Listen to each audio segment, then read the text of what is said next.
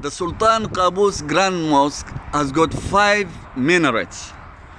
2 of them are on the west side of the mihrab, and the other 2 are at the back or the east side, and there is one which measures 92 meters, which is the north one, at the north or parallel to the Sultan Qaboos road. You can see from here the mihrab protruding out there, and this is the entrance of His Majesty Sultan Qaboos.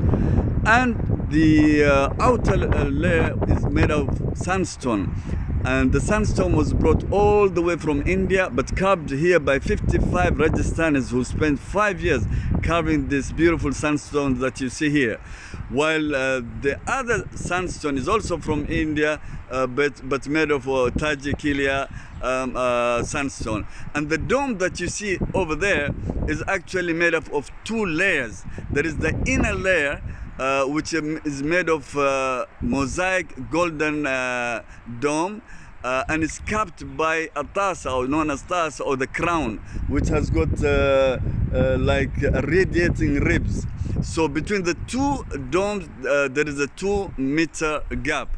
Now, what a lot of people don't really visit when they come to the Grand Mosque is this beautiful riwaq. And there is a permanent display, as you can see from here, an Arabian display of from different ancient times, from Islamic, Indian, Mughal, Persian, Mamluk, Al-Maghrib, Egypt, Hijazi, and so on. So the riwaq of the south, this is the southern one. There is another one on the north. They both have each 6 holes each. And each hall has got 8 sort of different displays, and they go back to the 1st century, 2nd century, some of them even to the pre-Islamic one. And of course at the end we have an Omani gallery. So I really encourage any visitor who comes to this the Grand Mosque to visit this riwaq, or the arcades. And you can see here also, this is actually a fanus or Latin, made in Turkey, and is made of brass. But another interesting thing is what you see on the roof here. The Grand Mosque has got 3 type of wood used at the Grand Mosque. There is the teak wood, high quality teak wood from Myanmar, and there is another one, maple from USA, and also there is Morati from Malaysia. Now this is the ablution area here, and you can see it has also a very interesting what you call a design made out of it. Now this is the main hall of the Grand Mosque. It has a capacity of 6,000, and the marble that you see over here is Branco Puro marble, which was made in Italy.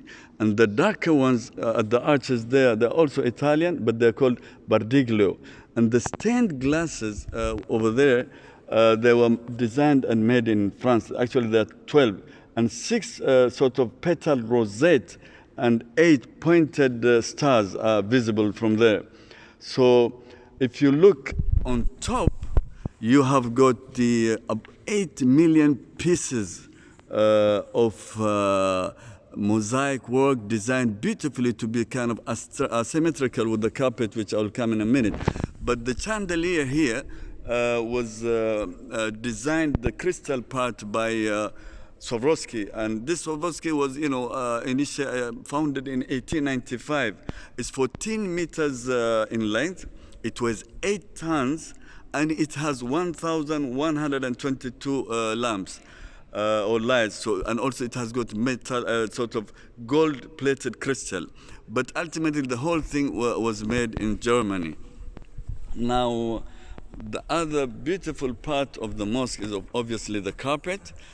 This was inspired and designed and made in Isfahan, Iran.